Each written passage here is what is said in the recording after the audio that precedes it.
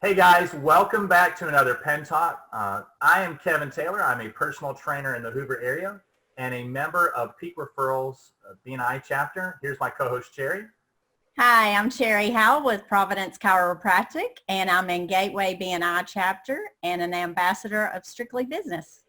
And our two panelists are Mr. Stephen Conway and Mr. Chris Walls. Gentlemen, if you will go ahead and introduce yourself. Hello, how are you? I'm L. Stephen Conway. My business is Momentum First Coaching, and I'm a member and the chapter president of Givers Gain for Life here in Huntsville, Alabama. And my name is Chris Walls, and I'm with Total Communication Services in the Trusted Resource Connection chapter in Huntsville, Alabama. I am a technical trainer and training consultant. Great. Well, guys, I'm glad that y'all are here today. If you are watching today, I just want to let everyone know that these two gentlemen were nominated to be on this panel. What that means is these guys are the people to know.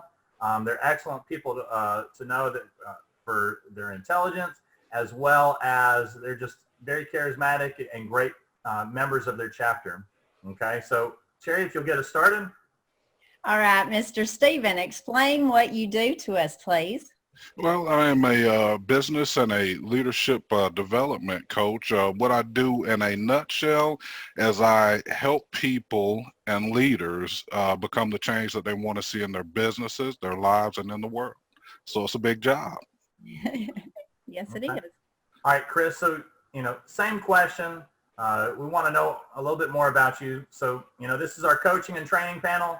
Explain what you do or specialize in for your audience. So basically, tell us your 60-second elevator. Sure. So as a company has determined that it may need a new training program, or it has a new product or service that it wishes to deliver, and it needs to communicate how to do that, I can put a training together to help a sales team, or to even help, in the case of Steve, somebody has said, hey, we need to put a training program together. And then Stephen would hand that off to me and say, hey, Chris, design this training program, go deliver it, train their trainers, or put it up on a website. So in a nutshell, that's kind of what it is about. And we also do the technical writing and drafting for those programs. Okay, good deal. All right, Stephen, to dig a little bit deeper, for us to get a sense of your services, individuals or companies, and what solutions do you solve or offer to us? Absolutely, absolutely. Well, I would describe Chris as the weapon system and I'm the bullet. So what I do is, like I said, I help business owners and professionals grow exponentially.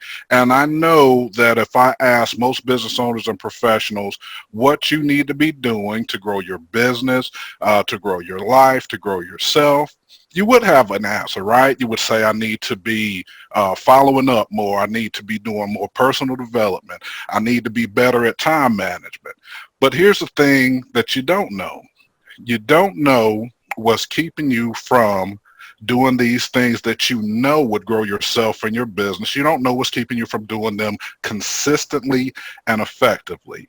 That's where I come in. I'm the expert in filling that gap, finding out what those blocks are, number one, and then building a process that will actually get you to where you want to go. Now, it's challenging. It's not going to be easy, but it'll be well worth it. So this is my concentration area. Good deal. So, Chris, we got to figure out what kind of weapon you are and what kind of bullets you shoot now. So basically give us a sense of your services and tell us what types of individuals or companies that you work with. Well, I'm definitely some form of a missile, because I like aerospace industries, and a lot of the customers and clients I deal with today, I teach electrical systems for airplanes and trains and tanks and whatever you want, and how to translate this very complex system into something simple that a technician could then go in and troubleshoot and fix. And tag a little bit on what Stephen just said, is a trainer can go out and teach an attitude, a skill, or a knowledge. And in the case of Stephen's case, a lot of his focus is on attitude and knowledge and a little bit of skill, whereas mine kind of shifts the other direction. I'm more on knowledge and skill and a little bit of attitude. But again, it doesn't really necessarily, it's not dependent on one specific industry, just like we can teach electrical system. I also can teach somebody how to do financial services or whatnot. Okay. So Stephen teaches attitude. He gets up in your face and shouts, Yes. "We'll try harder. You will learn this stuff." And then Chris is a nice one. He's like, "It's okay. You will learn this stuff." Yeah, good cop, bad cop. I like that. I like that. All right, Stephen. So I heard you have a distinguished military career. I need to know a little bit more about this time you landed on a palace. All right. Wow. Okay. Well, I don't know if you remember the time when Saddam Hussein was having his arraignment, and after he was brought on criminal charges. As a matter of fact, that's what that Bronze Star back there came from.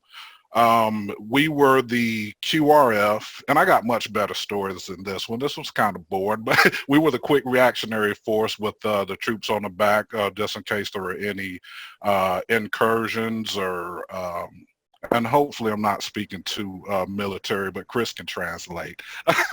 Any incursions or anything were to happen. So we actually did get a call, and the landing pad was actually full of people that like to shoot at you. So instead of landing on the landing pad, we picked a spot on top of the palace, put our back wheels down, dropped the ramp, sent the guys out to do their business, and picked them back up and did what we did. So it was pretty fun. Awesome. That does sound kind of fun, as long as you don't get shot too much.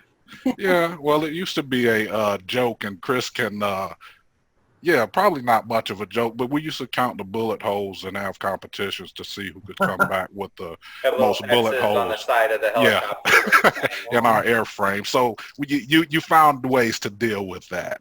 The A-10 tended to win that, Steve. Yeah, they did. They would have huge holes. Yeah.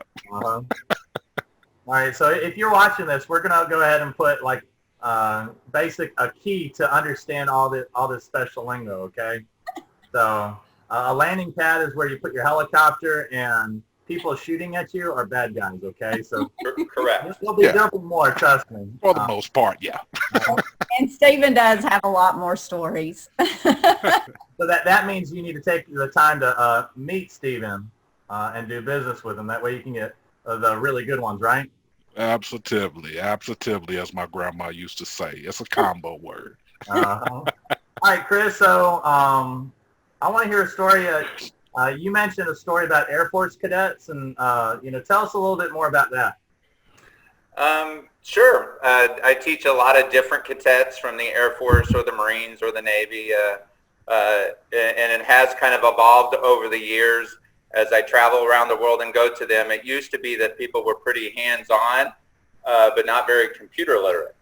For example, you would say, pick up your mouse and click on the desktop, and they would pick up the mouse and click on the computer. It used to be the challenges we have now.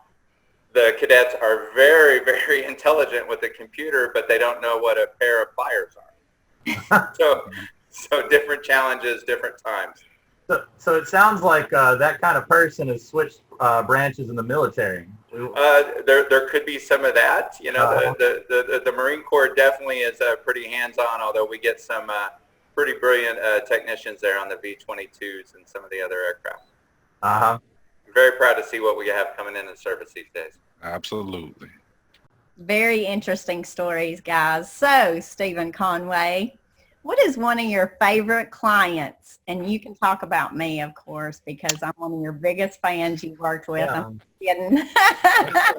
Grace goes 2 more octaves when she Oh, my goodness. Well, one, I love all my clients. And the thing is, I learn just as much from my clients that I work with as they learn from me each and every time, because we're here to grow each other. But Cherry, if you don't mind, I actually will chat about you, because one thing about it is that everything that we do is confidential. So if we can talk about a couple things with your permission. Yes, sir. Okay. Well, A lot of Take a note. times,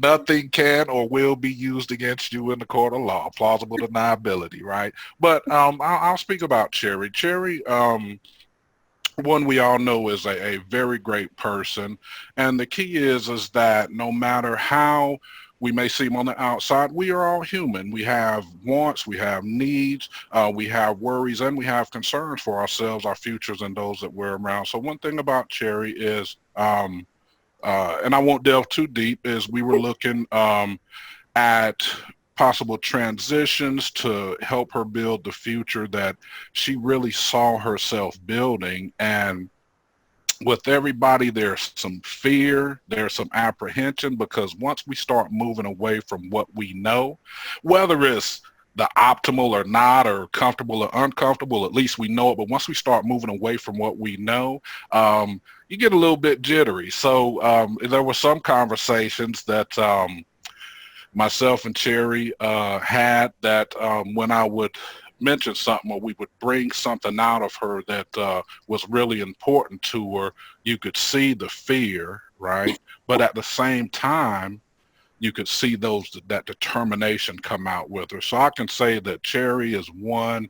We worked together. She took it. She ran with it, and she's accomplished, I believe, more than she thought she would accomplish whenever we first started working together. And that's normally how it happens. People come in for one thing and they get so much more out of themselves than they could ever imagine. Yes, Yeah. I agree. Being a fitness trainer, I find that a lot too. They come in for one thing and you find a whole list of things that they either need help with or that you help them along the way. Absolutely. Absolutely. He's awesome. All right, Chris. So to kind of wrap us up, Cherry was telling me that you had a dinner theater story a dinner theater that you hosted.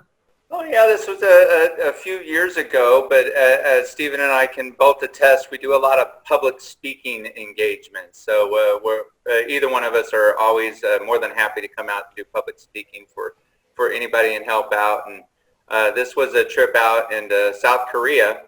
And they wanted to sit down with people learning English, and they wanted some ideas on how could we teach them English in a real world environment. So we put together a little class, and we said, you know what, we're just going to have dinner. So we did a couple different ones where we did a breakfast, and then we did a lunch, and then we did a formal dinner. And the formal dinner was pretty hilarious as we were working through it. But at least for about 10 years there, you had me on videos teaching people how to eat dinner in English in Korea, which is a little bit of family history. At least I'm famous somewhere, Kevin. Yeah. That's cool. I think I don't want to know where I'm famous. So. But, well, thanks, guys. Thanks for being here. Like I said, both of our P.E.N Talk speakers were nominated. If you need to get in touch with them, please leave a comment below.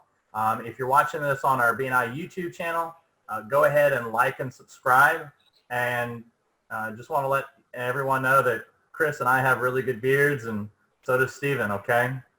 It's working. Guys, y'all have a great day. Take it Thank easy. you, guys. Thank you. Appreciate it.